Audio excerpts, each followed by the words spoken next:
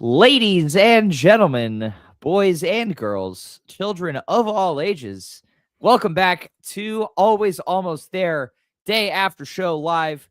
Neil, I have 4 words for you today. Do you know what those 4 words are? We are so back. Man, I thought you were going to 4 let me words. say something. Well, I was going to say Woody met Woody Harrelson. That's 4. some people claim to have seen Woody Harrelson at the show last night. Yeah. It was a mirage. But anyway, we are back. Last night, Goose played the first proper show of Spring Tour. And you know it was proper. Not only was it a headline show, but B. Dunn was in the building. So it was a proper show. In fact, a proper show. Good for him. I'm glad that he made it. But yeah, their long-awaited return to Asheville. Lots to talk about. But man, it's just, this is our first normal, quote-unquote, normal 2-set headlining Goose show since October 4th. Which is insane. October 4th, 2025. 6 months. Yeah, 6 months ago. 6 months. It's a long time. It's a long time. It is a long time. But we're back. Man, it feels good to be back. And as Goose does, they come out the gate strong. And so we've got a lot to talk about. We had like a little bit of a festival thing going. And then now we've got real Goose to talk about. We've got real music. New songs. We've got old songs with new titles. Yeah. We've got deep cuts. We've got jams. We've got great set listing. We've got it all. It's all here in the show. And we get to talk about it. It's all happening. Never miss a tour opener. Yeah, seriously. Or, go to the shows that Ryan doesn't go to. Guaranteed bangers. Fort Lauderdale. Guaranteed bangers. Fort Lauderdale's going to be fantastic. Don't worry. Yeah, sure. We'll see. All right. Well, we got a lot to talk about today. But yes, as you briefly mentioned, shout out to friend of the pod, Woody, who celebrated his birthday in fine form last night. If you were watching the stream, you definitely saw him having a fantastic birthday on the rail in front of Peter's. He's on the rail in front of Peter. He's out of retirement, having a lovely time. And we're not talking about Woody Harrelson in this scenario. Yeah. Talking about our friend Woody. Yeah. Voluminous hair, Woody. So much hair. It's wonderful. He's a great dude. He's the best. So Asheville. This is Goose's first show in Asheville in nearly 4 years. Their last show was April 29th, 2022, which is a very, very long time. Of course, there was the 2-night run at this same venue that was slated for October 2024, but sadly got canceled due to Hurricane Helene. So there was a lot of pent up energy going into this show. First of all, sold out. I think it's like 6,500 capacity, nicely sized arena. We're getting the debut of this insane looking new light rig, and just they came out and just blew the roof off the place. They did. There were a lot of things to be excited about. There are changes. Some things are in fact different. Rick's tone sounds a little bit different. Peter sounds a little bit different in a few different ways.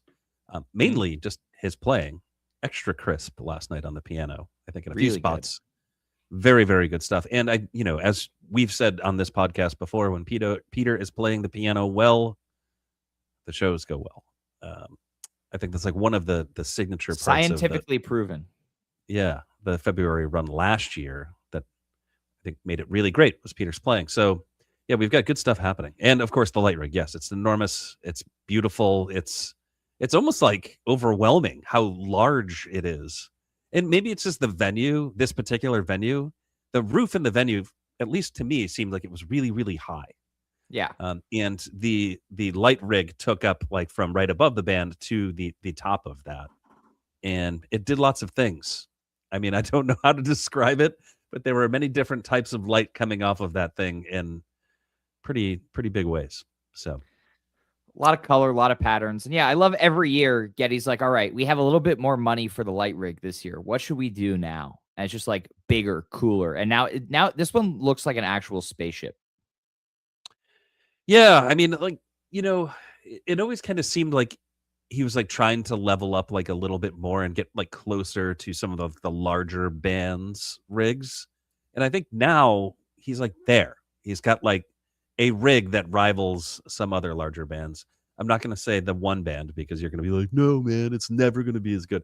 But like, um, yeah, we're approaching that. Like, I think we're in that league now with Well, the we're like, in the league where, yeah, he's at an arena level, and he's basically all right now. Like, how crazy can we get? And I'm excited to see how this is adapted for the smaller venues on this tour too. Like I'm Fort yeah. Lauderdale and New Orleans, which are the shows that I'm hitting, are both relatively small, especially compared to this arena. So curious to see how this adapts. Bring your sunglasses, people, if you're not prepared to be hit by some bright white lights, which I think some Yes. attendees last night might not have been ready for, per boots You on gotta, the ground sources. yeah, you got to bring your shades. You have to Yep. bring your shades. It's a real thing. So, Or just, come be prepared. prepared to squint. Anyway, Yes. let's talk about the show. We're wondering, what are they opening the tour with? And we get out of the gate, it's opened a bunch of shows, but it now has a new name, Media, in all caps. It's much easier to say than my mind has been consumed by media. But this song is now called Media, much to Neil's chagrin. Why is it to my chagrin? I'm good with it. I'm just kidding. I mean, it's the all caps I can deal without. Like, does that imply that you're supposed to shout the name when you say it? Can you just say Media? Or does it have to be media? Yeah, exactly. That's Media. But it's good. song. And I like when they do a shorter media intro. I feel like some versions, it can kind of like be like, all right, get to the song already. But this one, nice and succinct, not too long, not too short, but you got a little, stretching out, set the tone. It's yeah, I mean, it's no flow down. That No, that it's can be true. excruciating at times. But yes, I hear what you're saying. I mean, I like this one. It's I mean, it's a Cotter song. That's great. And it's just got an energy to it that I like. I like it as an opener. Actually, throw that into the mix as the, one of the 4-pack of openers. Actually, very important point here. Not a 4-pack of openers show. No. What? It's not. We didn't have a 4-pack. I know, but I'm just saying, throw that in there. If you're gonna have that, like, that formula this year, let this one be in it. I got you. Actually, everything that started the show, let that all be in it, because I think the way the show began is the way that I like shows to begin. Like with like a quick little appetizer and then some jamming. In this wonderful pairing of Dustin Hoffman and Spirit of the Dark Horse. Yes. Wonderful indeed. I mean, it's incredible. I mean, the Dustin Hoffman doesn't really go anywhere crazy, but the jammed out Dustin Hoffman is always good. Just and it's a little dark and a little mysterious. Band a little, yeah. Yeah.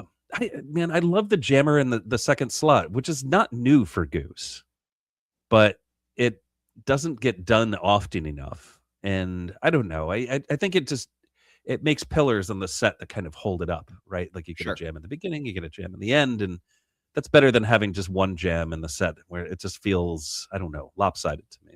So yeah, this is really good in this spot, and they get right down to business. They only do kind of one thing. They get a little weird and eerie, but they stretch that out for, a good amount of time. And I mean, what is it, like 14 minutes in the end? Yeah, the Dustin's 14.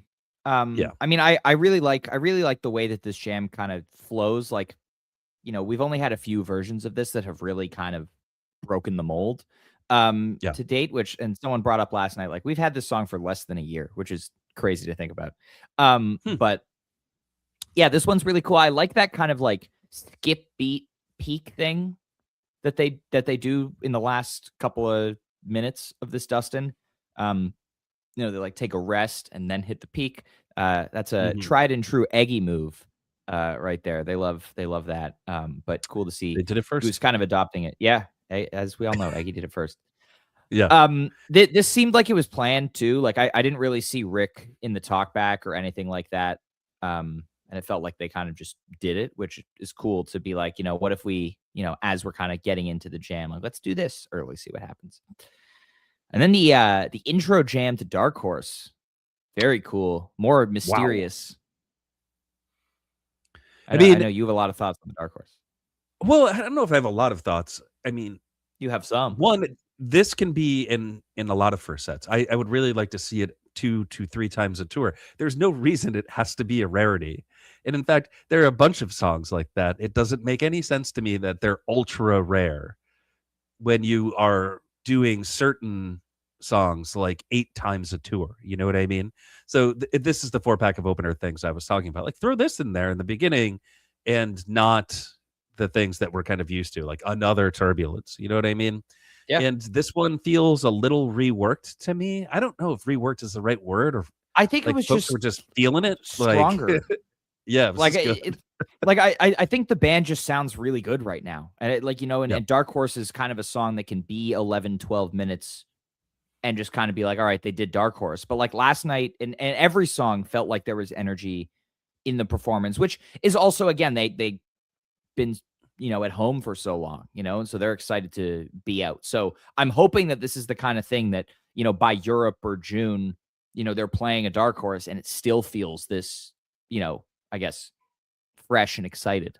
But we'll see if it was a novelty thing there. This is also of note. This is the earliest Dark Horse has ever appeared in a 2-set show. In its handful of first set appearances, it usually comes towards the end of the first set.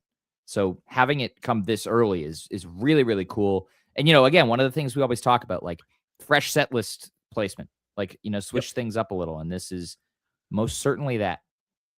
Some fine piano playing from Peter in this one, by the way. Just a different approach to the Dark Horse melody that he does in a few different spots. Yes. A well-placed note here and there turns it into just a mundane rendition of Dark Horse into something else entirely that really, it does feel like it transports you there. You're just like getting weirder and weirder, right? You have the eerie Dustin Hoffman, and then you've got this, and it's just creates a whole entire vibe, a motif in this set that I think carries through actually all the way to the end. So yeah, real good. And then our next segment, we get our easiest 8-pointer of the tour, Rockdale, followed by the long-awaited return of One In, One Out into Atlas Dogs, and then So Ready. I mean, the One In, One Out really is the thing here. Rockdale kind of gets a little type 1.5 for a bit, but I just chalk that up to first show of the tour. They're excited to be back, but still, 9-minute fiery Rockdale. One In, One Out. I actually was surprised how few shows it was, which, I mean, they haven't played a lot of shows since June 10th, I guess, but 39 shows only since the last one. I would have thought it was more, but, again, time. So it's been 10 months since the last One In, One Out. So nice to hear it come back. And, when we spoke to Peter in February, he said this was one of the songs that they were kind of taking a step back on and reworking a little. Seems like we just got some new lyrics last night. I was going to say, but wait a second, hold. Yeah, just the new lyric. Can we focus on that for a second? It's just a new lyric. The rest of it sounded pretty much the same to me. Yeah. I mean, you tend fine. to pay closer attention to these things than I do. Did you feel the same? It's just I didn't catch lyric. Yeah, I didn't catch anything different in the music, like in the music or the composition. Yeah, but the jam did the. Well, One In, One Out has always done this so well, like just this type 1.5 excursion for a little while that kind of, they sit in this space that is very kind of unique to this song. You think of the Grand Rapids version, but it's just very like airy. Like there's so much room in the jam of this song. And this is one of the first instances of Peter, kind of returning to that late 2024 thing that he would do all the time with these like simple, but so engaging riffs. Simple, but and it happens through this whole show. And it's amazing to hear that kind of, but we haven't had that, in a while from him. And so it's amazing to see that kind of piano playing and that style of jamming come back to the forefront. Yeah. I think this jam gets maybe a little farther away from the song structure for me. I hear some common threads with this and the Echo of a Rose that they played at Jam in the Streets. Has like a similar kind of vibe to it. And this is another example of just excellent set listing. Like this is a great first set song. And it was missing for too long. This is a way that you can spice up a set. It's like a moderate amount of jam. It feels like a first setty song. I don't know if I can describe that in words, but I mean, do you agree with that? Does it feel like it absolutely feels like a first setty song. Yeah, like One In, One Out could definitely work in the second set, but when you think of it, it's very much like the intro of it, especially. It's like you think of that as being like earlier in the show rather than like deep set 2? Yeah. But hey, throw it deep set 2 once in a Yeah, while. I think it could live See what anywhere. happens. Yeah, Yeah. true, Let's see what happens. true. So then Not Atlas much to say Dogs. about Atlas Dogs. Yeah. No, I this is mean, no, Atlas. but it's Atlas Dogs, right? It's fine. Yeah, And we haven't heard it in 6 months, so it's like, yay, Yeah. Atlas Dogs, great song. This is funny also because I remember looking at the clock at this point and being like, all right, so Reddy's here. Like, all right, we're gonna close the set now. Obviously, we're 80 minutes into the set. So this has to be the end. And then they start Elmeg 80 minutes into the first set, and like, okay. Like they meant business with this call. Shout out to them having 4 hours between ticket time and curfew rather than 3.5, enabling them to do a 100-minute first set and an 80-minute second set without feeling like we were running up against the time. Though they did go a little past curfew in the encore. But this Elmeg, we keep the speedy arrangement from the Man last fall. Cotter just playing his ass off in this. And again, I remember, where we were sitting at the Man during that whole second set, and especially like this Elmeg, we were like kind of behind Cotter. And so we had this incredible view of watching him just rip. And like similar vibe watching the stream last night, just absolutely tearing through this Elmeg. It was amazing. There are naysayers for this version of Elmeg. I know. I say to those people, you are wrong. Nay. I say nay. Those naysayers. I say nay to you. I love this version, man. It's just that you and I have a long history of complaining about this song. Well, when paired with another song, and kind of when just it like eats a big chunk of the show without doing anything interesting. And this one, and this one is the opposite of that. I love this, and so you've already nailed this. The band could have. The interesting thing is, I think the longer the set they play, the more they can like get a job done. And I think they really need to consider playing a little bit longer. They've got more songs now. There's no reason to rush off the stage kind of thing. And when they play these longer sets, again, harkening back to February of last year, it works, like it just works. So if they stopped at So Ready, this would have been a normal Goose set, and we would have walked away from this set disappointed. I wouldn't have been disappointed. I would have said that is a very solid. No, it was a very solid first set between like Dustin and Dark Horse, one in, one out. There's enough to kind of sink your teeth into. It's the first show tour. The set listing is great. The energy is there. I wouldn't have been disappointed in this set. I just would have been like, that was a pretty good first set. It was an all right first set. Yeah. So, but then Elmeg, the Elmeg brings, one, continuing the element of mysteriousness. I think Elmeg just has a vibe. I think this is a great place to play that song. And also the jam that they added on to the end of this is spectacular. Why? Gorgeous. Why? All these years of Elmeg existing, like, why did we do this before, guys? Like, this makes Elmeg rule again. And so I love this. I hope this is not we did it once this tour and we're never going to do it again. I mean, I hope this comes up once more before this tour is over. That would be great. Or maybe play it in Europe. As a jam vehicle. And it doesn't necessarily need to do the same thing, but you get that, like, when they set off into the jam, we get that patience and commitment to quieter dynamics at first here. And it's so good. But seriously, the way that like Peter like kind of starts building things on the roads underneath Rick before switching to piano, and then they really start soaring. Like, this is not your rote bliss build, emotional bliss peak that Goose can do. Like, this is really good. And like I've listened to this 3 times today. It was up on YouTube at like 1 a.m. Like, this is the thing that the band was feeling.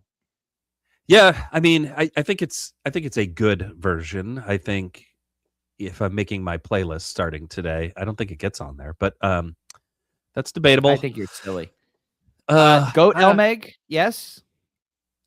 I was saying that last night. I don't know if that's actually true.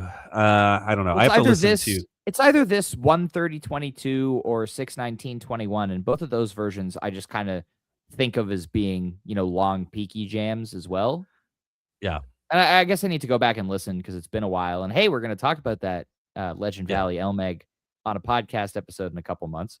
But I haven't listened to that in ages. Yeah, I do need to go back and that's listen why to I'm just kind of going off my memory of it, and I guess I need to listen to it. But yeah, in my head, this one from last night has a lot more depth and is much more interesting. But yeah, I'll have to compare it. yeah. I mean, it's not a pedestrian bliss build, but like this is no Philly tumble. I mean, it lives somewhere on the way lower end of that spectrum. But Well, it's still a great jam, but it's a great jam. Yeah, the Philly tumble is not a thing that happens. I'm just very trying often. to caution doing the thing where it's first show of the tour and every jam is jam of the year.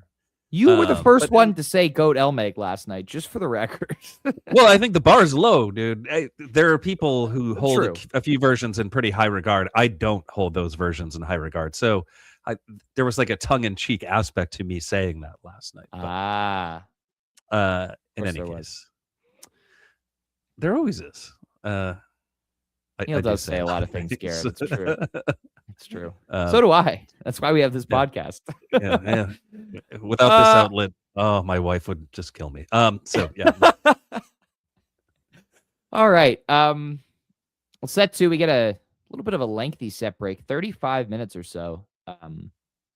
They come back, and we kind of all figured this was coming in the tour opener. I'd like to take you a mean second. Man Bun? Oh, I was talking about the Big Modern, but yeah, the Man okay, Bun yeah. Rick. You're right. Yeah, Rick. Sorry, very important detail. Rick did tie his hair back before the second set. I mean, he's got a pretty epic, set of moss going there, and with the Man Bun, really, he makes it work. His hair is much longer than it normally is. Are you feeling left out because you cut yours relatively recently? No, man, I'm happy with the length mine is, but his is getting quite long, and I don't know. It's just you got to tie it back sometimes, especially if you're about to rip Big Modern. Mm-hmm. So with a mysterious intro, yeah. Well, a mysterious intro, which Garrett in the chat asks, "Do we think the intro to Big Modern last night was Begin in parentheses from the new album?" I would say probably. Obviously this is one of those things that is not getting tracked separately. I think it is, tracked separately for album purposes, and now we're gonna have the whole Begin as a song people. My goodness. But why are you even it's gonna happen anyway. It's gonna happen anyway, whether I mention it or not. People are gonna do it. No point in bringing this up. But as thank you, Andrew Keats in the chat. If so, Begin is pretty inconsequential. Yes, I think it's an interlude type thing. Is this interlude 4? I feel like interlude 4 has been taken. God, what are you doing already? Right now? Interlude 5? Is this interlude 5? This is awful. I mean, honestly, to me, what this sounded like is a pretty typical intro that they do before songs like Wisteria or Pancakes. Like it actually sounds like I don't know, dude. I don't know. It felt purposeful because it kind of tapered and Rick counted into Big Modern, which he doesn't usually do. I would also like to note before we really dive into talking about the Big Modern in the set, this was immediately an audible. The written set for the second set last night was Animal, Good to Be, Pancakes, Arise, Drip, Tomorrow Never Knows, and a Big Modern Don't Do It encore, which is strange. That encore is strange. Yeah, I don't like it. I don't either. That's an either or. They do this kind of thing all the time. No, it said Big Modern, and there was the arrow, like a segue. Is there an arrow on the set list? Yeah. No, they wouldn't do that. I'm looking at it right now. Well, I'm just saying what is written on that set list sometimes isn't at all what they plan to do. Well, sometimes it's an either or, and I mean, you don't know who's typing that thing out. They put it on nice pink paper though to match the aesthetic. We are branded. We are branded. It is Big Modern. Everything is pink and yellow now, guys. Everything is branded on this tour. I should make actually I should change the colors of our podcast logo. No, anyway. No. So backing up a step, I think I have a controversial stance on this because it sounds like it's judging by chat and judging by the things that you're saying that people feel really strongly that this is Begin. I don't. I think Begin is something else entirely. All right, and we'll see. We'll find out in 2 months. Seriously, and we can no longer are thinking about it. Yeah, seriously. Okay, so this Big Modern rips. We get a few small tweaks to the arrangement, which always interesting to see when we know they've hit the studio, or, we have the album announcement and we know what's going to be on. And it's like, all right, these road tested songs, even if it's only a minor tweak, I feel like it's very rare that they take something into the studio and it comes out exactly the same way as it was before. So here we, a few changes to the keyboard part. Peter adding a little piano into the chorus alongside the organ, different electric piano tone as well. We heard this kind of 80s, more like flangery, phasery tone at Jam in the Streets in Thatch, and I think Madalena too. But he's using that instead of the Rhodes here. So just notable tweaks. But otherwise, it's big modern. It's the shit. Yeah, I mean, it's almost imperceptible. I think if you're listening very, very closely, you can hear these things. I think if you kind of zoom out, if you're you, I think generally it's the same big modern, pretty much same vibe, same kind of jam, and it's become the quintessential set 2 opener for this band. It is Goose. This is Goose. It's big, it's modern, and it gets the energy going. Yeah. And I mean, I don't have individual things to say about this, as is often the case when we get 24-minute big moderns. Well, it's like sometimes it's just big modern. Guys, we're back. We're back. 2026. Neil is still a big modern hater. It's okay. I don't hate it necessarily, but I mean, what can we say? You hate it? That literally just came out of your did mouth. Not say that. I don't like this version. You just said that. I said none of those things. I do like this version. I have nothing to say about it. It's just big modern. Well, and it's Rick is very good at the guitar. That's what we know. And big swagger Rick. Yes. Okay. That actually is one point. Oh, so you do have something to say about it now. I do. Well, we were kind of talking a little bit. Rick's tone is different, right? Yeah. So he got rid of. So another gear thing. It seems as though he got rid of the Fuchs amp that was on like the top of his kind of rack there, and is just using the Fenders, which I think just means he's dialed those in a little differently. But we got a little more meat on the bone. I mean, his playing felt substantial. It was warmer. It was fatter. Some people were calling him thick Materatanda. Some people being Garrett, and I love it. I absolutely love it. And also, there was there was just like Big Rick stance last night. We got Big Rick, just kind of. He's here. I don't Man know, Bun Rick. Man Bun Rick doesn't fuck around. Well, and I've said this on the pod a million times, but I will say it again.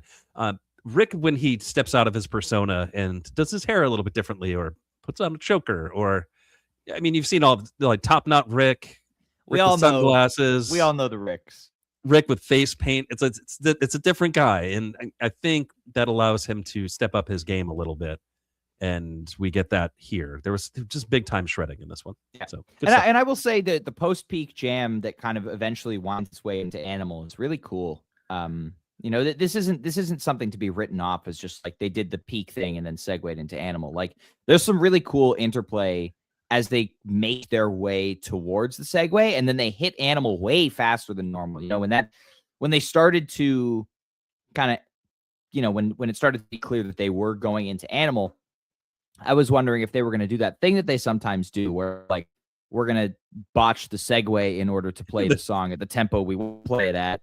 Yeah. And I mean, I guess they just wanted to play it fast last night, which I'm so in. Like this gave this song so much oomph, but the segue is phenomenal.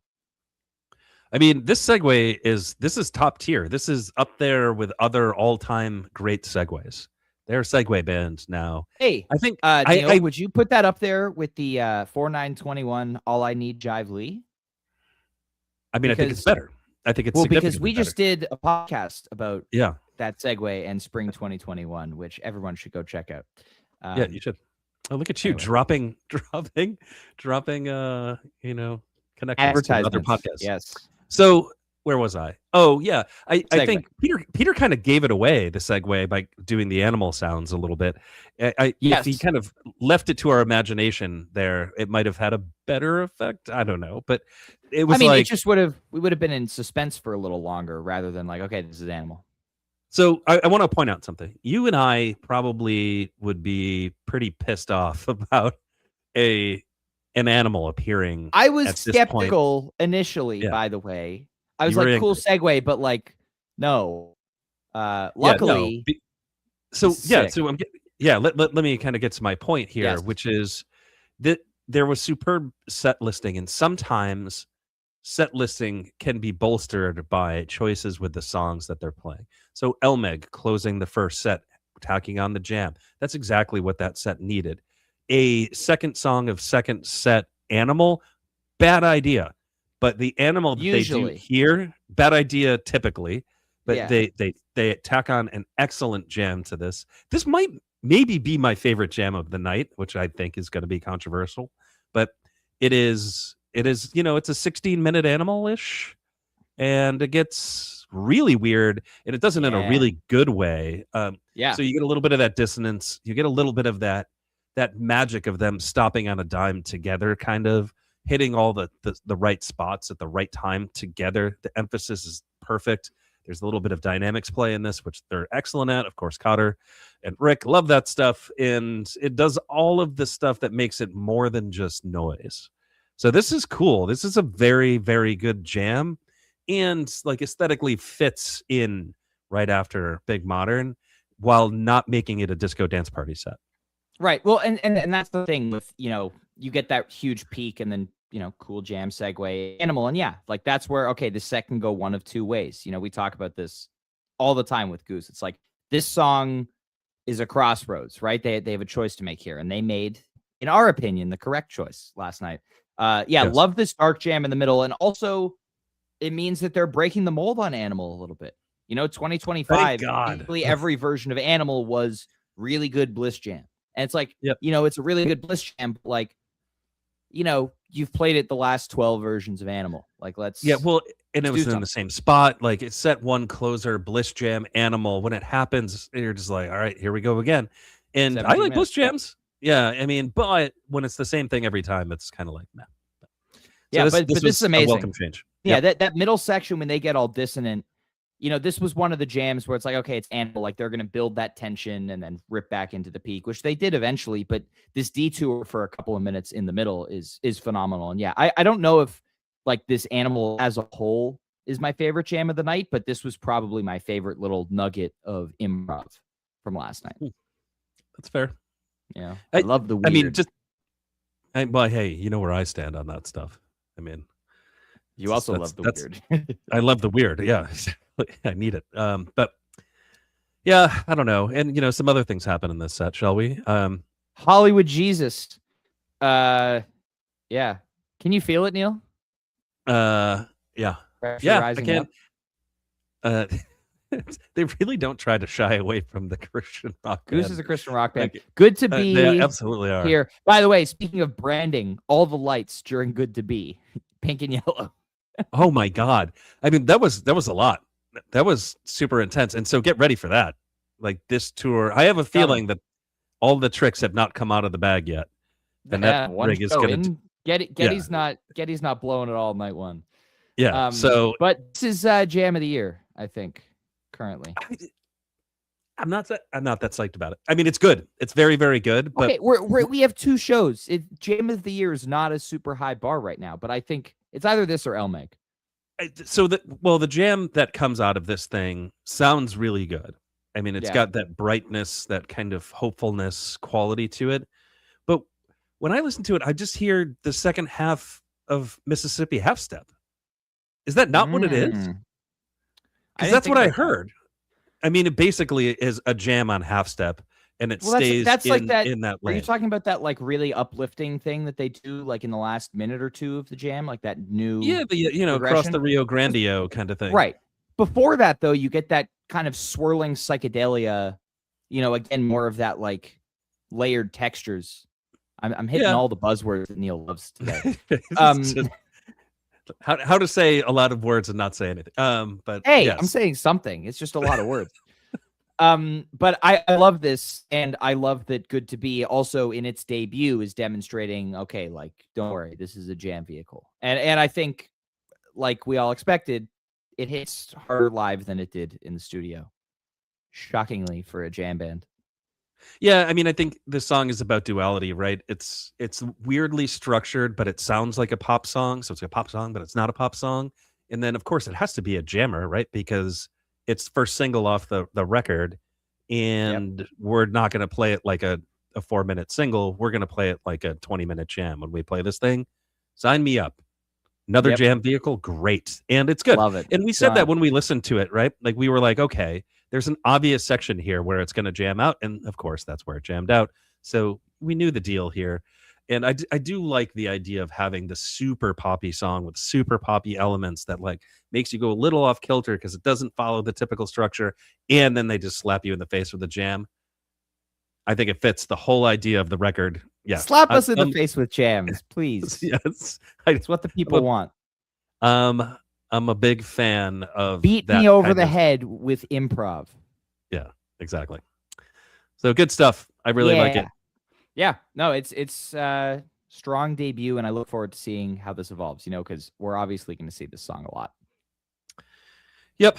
So I mean, I don't know. I need to go back and listen to this guy again, but it's okay. It's all right. Nothing in the show knocked my socks off, but that's okay. I still think this show is a front to back amazing show, and it's if you're gonna rank shows, and maybe I'll do that this year. This is show of the year. This is going to stay on your top 5 shows of the year list, probably the entirety of this tour, if not through the end of the year. This guy has no faith in Goose. It's not that I have no faith. I know. I'm just kidding. I mean, how often are they going to show really good and play this amount of music? Yes. Yeah. Right, and this show was just over 3 hours of music as well. This is like one of those shows. We're getting to big picture, and we haven't finished talking about the show yet. You want to talk about this pancakes? Is that? Well, is that I mean, you last night were like drooling over this pancakes. It's really good. I mean, I think it's a good like fiery pancakes. I don't think it does anything I think super exciting. I don't think you're doing it justice by calling it just a fiery pancakes. It is hyper speed at one point, and Trevor's bass playing is ridiculous. Okay, true. Now you know what, Trevor all of them were like, there are different points in the show where all of them are like, oh my god, that one band member is so good. But yeah, Trevor here, like he had some moments through the show last night where he would just do this like really melodic bass playing, which again is one of those things that when he does it, everybody is better off for it. Yep. Yeah, I think there are a lot of cool elements to this. It is not a typical pancakes. I mean, I feel like if you characterize it as a fast pancakes and say like, oh, it's one of those like burner pancakes versions, I don't think that's what this is, because it kind of goes in a few different directions at points. It doesn't finish as fast as it starts, which I think is actually pretty cool.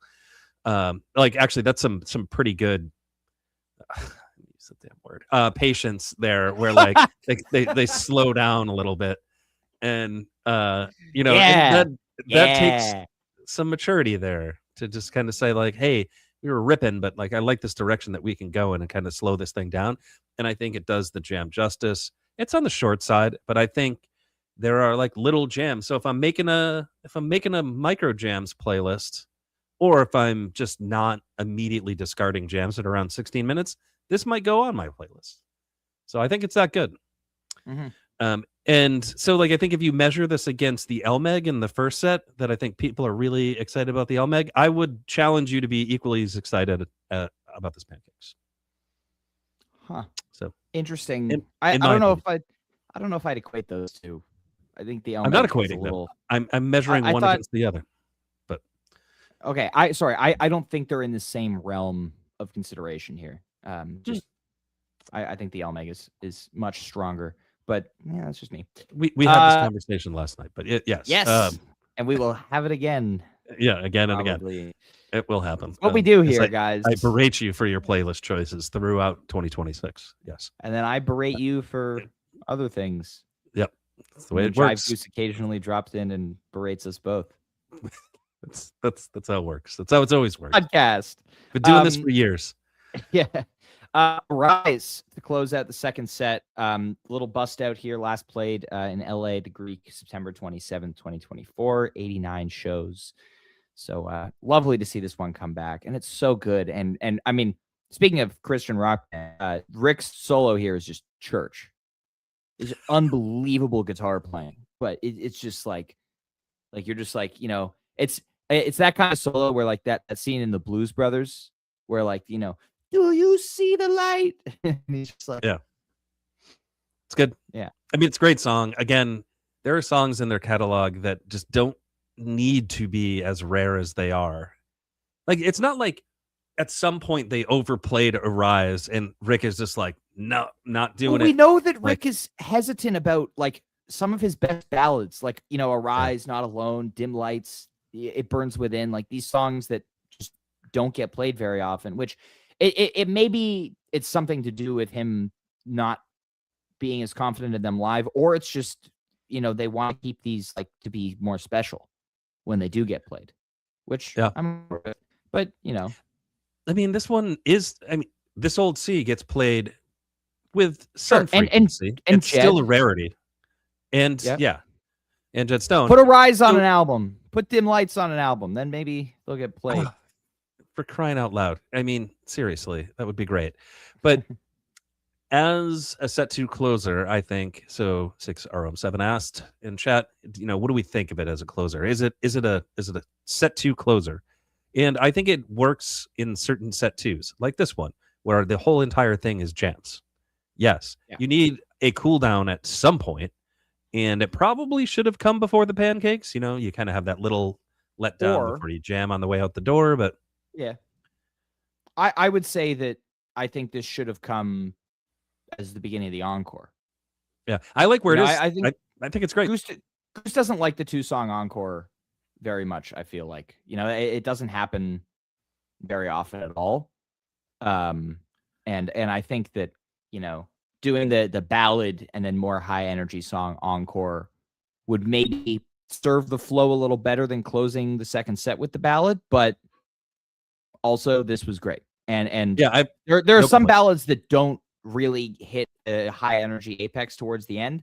This is one of them. Sorry, this is not one of those. I mean, this is one of the ones that does. Like Rick really is just, you know, he's whipping the crowd into a frenzy. Church. It's good stuff. I mean, yeah, it's a beautiful song. It goes great places. I just love it, and I think it works here. And maybe the reason why it works so well in this spot, which would otherwise be awkward with other ballads, is because it's so rare. I don't know if that's actually the case.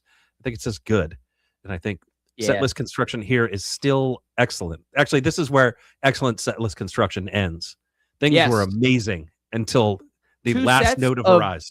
Amazing setlist construction. And then they did the encore thing. And it's really funny. You know, if you saw Woody yesterday for his birthday and you were like, Woody, what song do you want to hear the most for your birthday show? He would have said, Wait, before you say it, wait, before you say it, I will say this about Woody. He's like the most positive guy.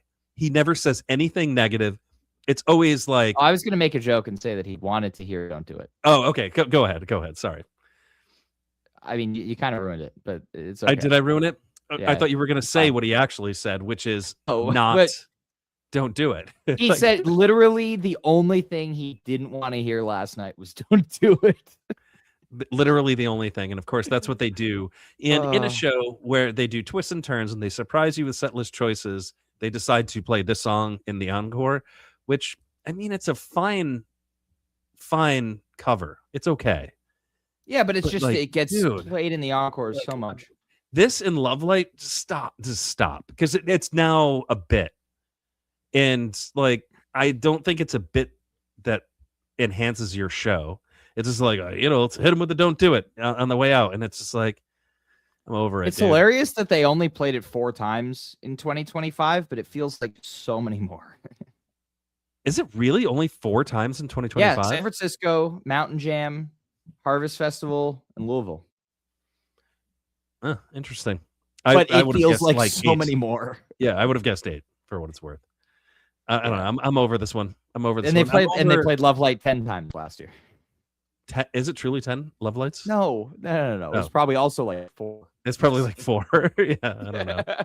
But they really did play Salt like 10 times in the encore. I think. Well, yeah. That's every not an show. exaggeration. Yeah.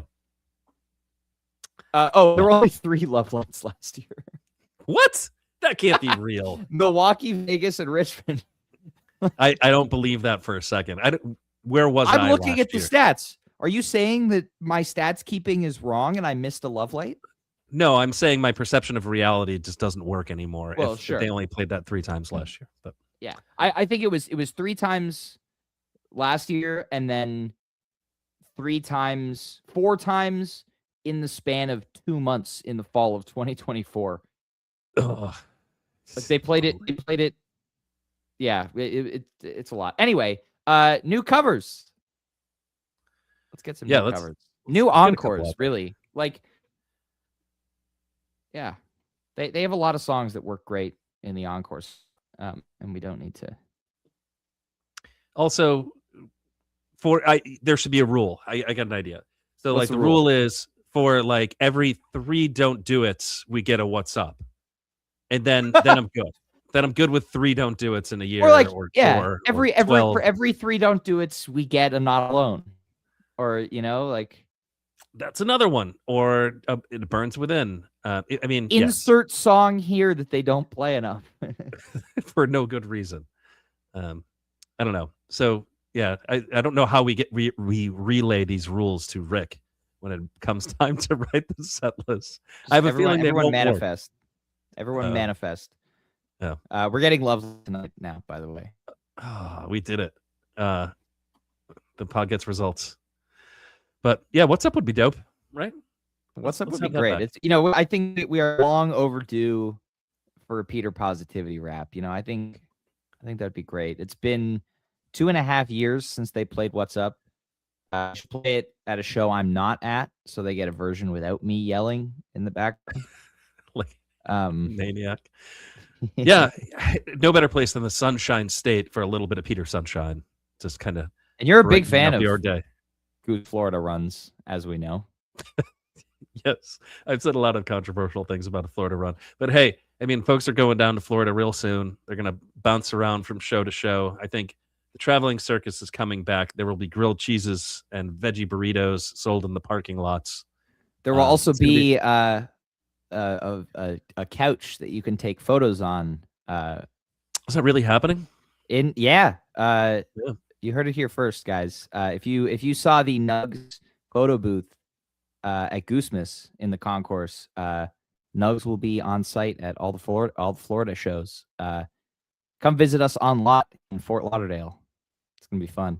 I will be doing Storm Tracker on the couch on Tuesday and Wednesday. So amazing. Yeah, that should be great. It's gonna be good. Well, I hope you actually have a lot seen. I was joking about all of that stuff. I mean, St. Augustine has a lot, and from what I've seen of where the Fort Lauderdale venue is, there's a lot of parking lot. It's just whether it will be filled with people doing things, I don't know, or filled with police stopping people from doing things. Well, that's my wondering. It is Florida after all. We'll find out, won't we? Yeah. Good luck. Yeah. I mean, I hope they turn a blind eye to people walking around and having a beer on the lot and enjoying each other's company. Well, I do think that's harmless. Figure that out, but not in Florida yet. Goose is playing in a few hours in Birmingham, Alabama. Actually, with the Stews opening tonight. So showtime is at 6 p.m. Central for those guys. Goose taking the stage 7:30 Central, which is 8:30 Eastern for the stream tonight. The Stews are not being streamed, so a little bit of a later start, but ready to throw down in Alabama. Yeah. Mountain Grass Unit sit in. I can't believe you took that with a straight face. Well, you were kind of breaking up there. Your internet's having Shalabama, Neil. What does that even mean? It's like Shohio, but Shalabama. Oh no, that's awful. Don't do that again. It's so bad. I didn't even know what it was. Mountain Grass Unit is playing in North Carolina tonight. Oh, dang. You can watch on Nugs. People, if you watched This Week on Nugs yesterday, you would know that Mountain Grass Unit is playing tonight. I was amused by you listing off the variety of bluegrass things that are happening, because there's no way on earth that you would ever actually compile those unless somebody was asking you to do that for work. So good for you. On Nugs, new series. Amazing. Here we go. Alabama. No. Oh no. Oh no. What have you done? What have you done? They just played it. It's fine. It's fine. I'm a big Mountain Grass Unit guy. Someday there will be a collab with Goose. I sense it. Yeah. And Neil, there's a fun game people can play for tonight's show if they want to get extra involved, right? Yeah.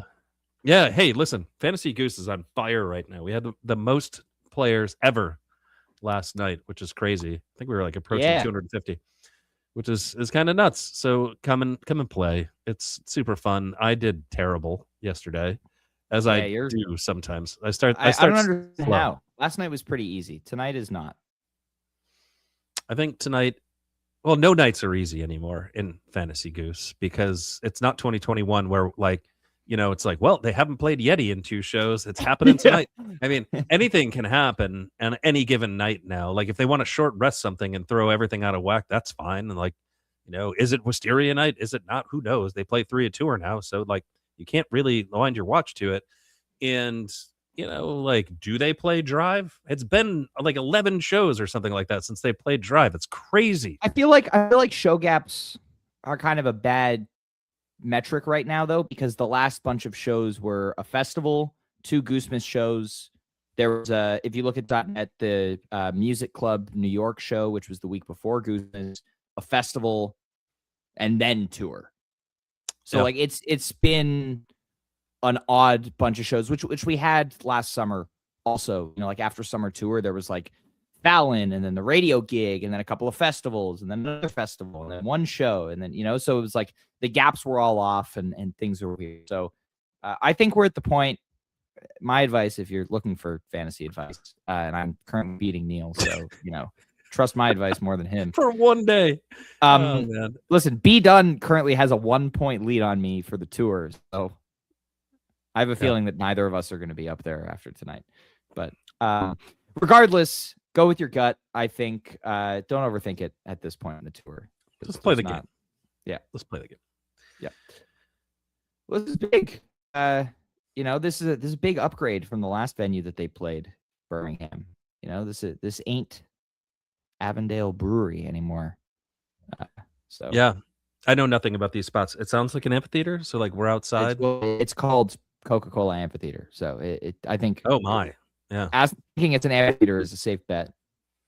Yeah. I mean, well, yes. I mean, is it like a Great Woods style amphitheater, no, or is it kind of like a smaller kind of one? It's like brand new. Fish played there last fall. I think I remember people saying that like it's relatively close to the airport, so they're like plane flying overhead, which is interesting. So do with that we will. Panic plays there next week, I think. Anyway, we're rambling. It's time to go. To do here. Yeah. Well, we'll see everyone back here tomorrow for our Birmingham recap, 3:30 Eastern. Come join us. It's going to be fun, and hopefully, they're gonna burn it down again tonight before heading to Florida. But thank you all for joining us for this Saturday afternoon, day after show. We are so back. Goose is back. Welcome to the next 4 months, basically. We got a lot of shows coming up, and I am excited about it. So we'll see you on the couch tonight. Obviously, follow along. Come hang out with us on social media, because couch tour is more fun when you're yelling at your friends about it. So we'll see you tomorrow to recap Birmingham. Have a great weekend. Enjoy the weather if nice you are. And thank you again for tuning in.